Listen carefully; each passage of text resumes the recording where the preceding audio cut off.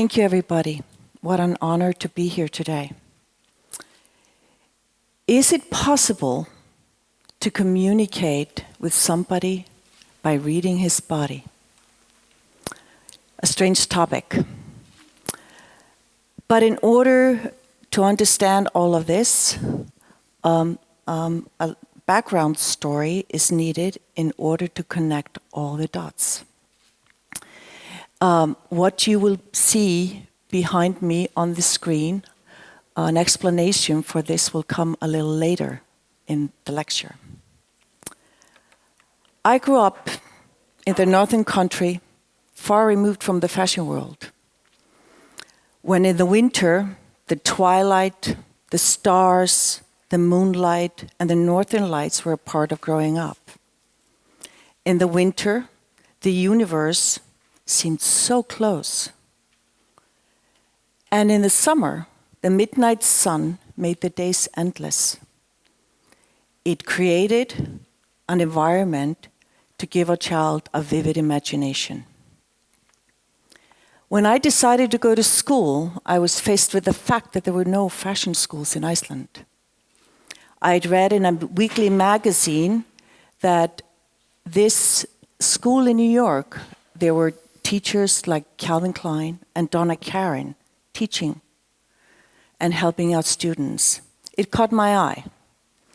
And to make a long story short, I graduated, the first Icelandic student from Parsons School of Design. And right afterwards went to work in the industry for the most influential fashion designers in fashion across the Atlantic. I consider myself extremely lucky to be able to have done that. Today, I have my own company. I learned how to knit when I was 9 years old. It was my grandmother who taught me how to knit.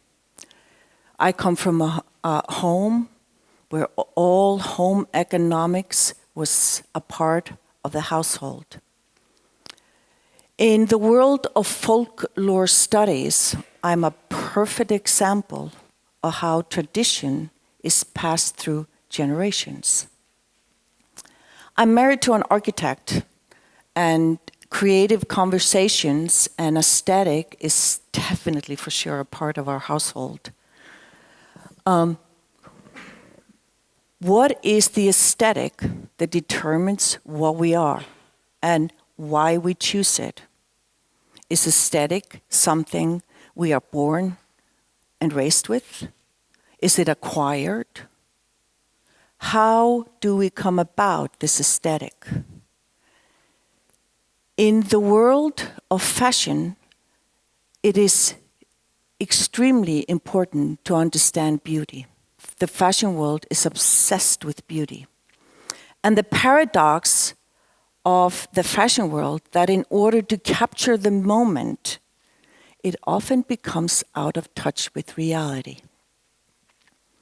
In my world, aesthetics and beauty has been challenged in every sense of the word with Mother Nature.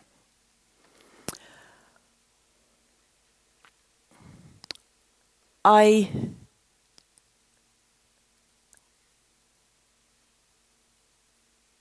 want to introduce you to my son, Alexander. My son, Alexander, is a 23-year-old boy born with multiple disability. He is, without the doubt, the happiest person I know. He smiles, he sings, he hums, he gives hugs, he takes a woman's hands and kisses it. He, in his own little world, has created an incredible beauty within my world. When parents are faced with the fact that there are no sicknesses, there is nothing, there's only a hole in order to try to diagnose, we spend our first 6 years trying to find within different medical systems across the Atlantic a name for a disease or a syndrome that he might have. And when he was about 6 or 7 years old, we were visiting one of the specialists. And I sat in front of the doctor, and he told us that Alexander might have something called mucopolysaccharidosis. And before I even asked whether it was a disease or a syndrome, I raised an eyebrow and asked the doctor if it was a word from Mary Poppins, the movie. It was kind of a defining moment. When you have nothing, only a hole, we decided that we were going to live a very happy Mary Poppins life. And that, for sure, we did.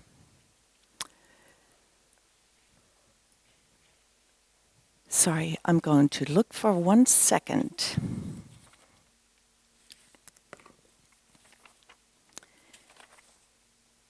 To live my life with Alexander has been a journey of endless adventures. His morning songs that he sings sometimes in the bathroom can be a great Christmas songs, or they can be sung on a hot summer day in July.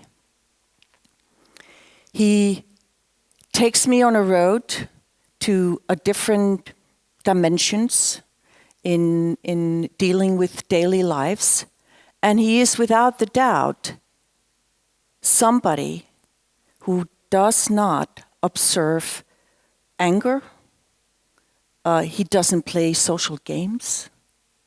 He is really in the moment, right here, right now. For that, he has actually made me look at my life so differently. With all the beauty of the fashion world and with all the beauty I have at home, it's the paradox. A truly wonderful paradox. When he speaks and when he communicates with us, it actually came from the defining moment when he was about 6 months old. And his father was holding him like a beautiful newborn baby. And he had wiggled his bottom just a little. And there it came, the first smile, the first response that we ever saw. From that moment, I actually started to look into his body.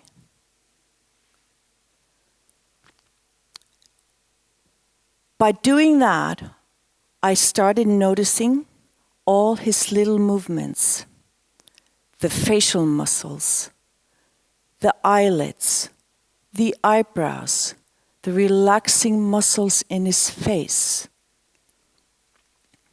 the way he sat in the chair, the way his shoulders were backwards, the way he so beautifully put his hand out. There were no sound except for a very low tone, one syllable, that not everybody hears, but I did. When he started to go to school, he introduced me to some of the most beautiful people I've ever met. Some of his classmates that I got to learn throughout the years have the inner spirit of a 2-year-old. Who doesn't love a 2-year-old? The beauty within them is so magical. Marielle and Mark, the American photojournalist and photographer, was asked in 2005 to do an exhibition and photographs for the morning paper. She came to the school and she met this young boy in swimming class. She was photographing the students. She was so impressed and taken by that one boy. He melted her heart. And it was one of her favorite days taking photographs. She came to my store later that afternoon, and we found out that it was my son.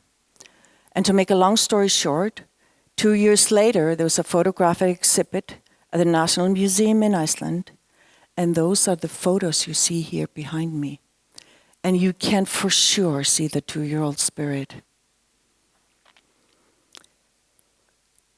What my son has actually taught me with beauty and body is that we use our body in everyday life. We use our body to analyze the perception that we have of the world, and we use our body to speak. And by speaking, we make ourselves understood. And then we use hand movements and other body effects to emphasize the words we are speaking. When all of that is taken away, how do you communicate? My son has actually made me learn to see a new dimension in communication. The tiny little sounds. I know when he's hungry, thirsty, he needs a hug, he's sad, he's lonely,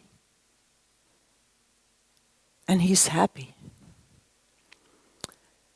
I like the metaphor of talking about our homes as a black box.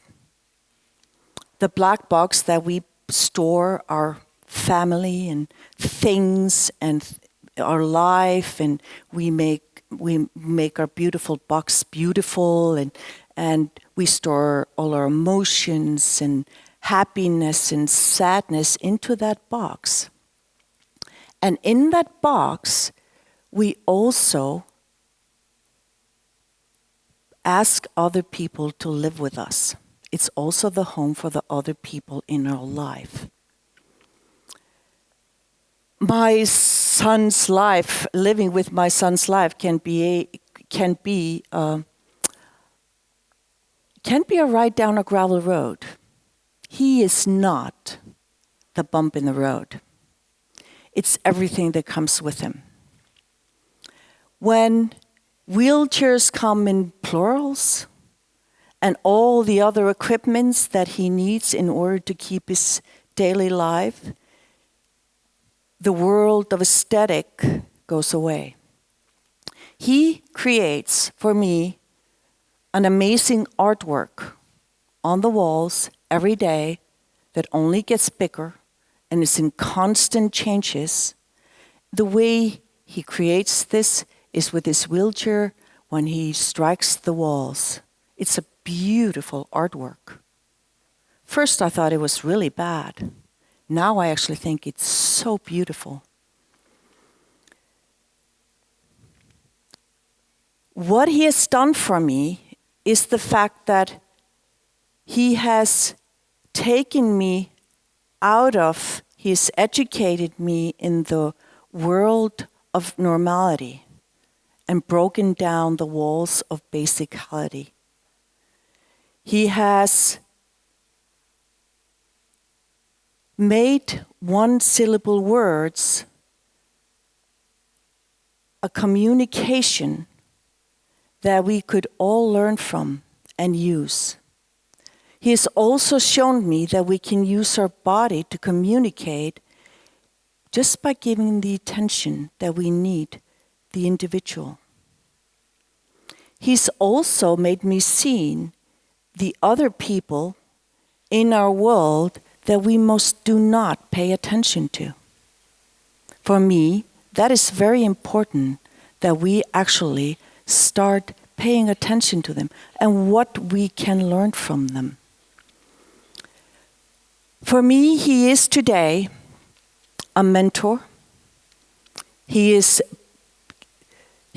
changed my aesthetic. I live with his influences on my life rather than he living with mine. And he has been my mentor in every aspect of my life. So for all of you out there that have disability in your life, please pay closer attention to the people and find a way to communicate with them. Thank you.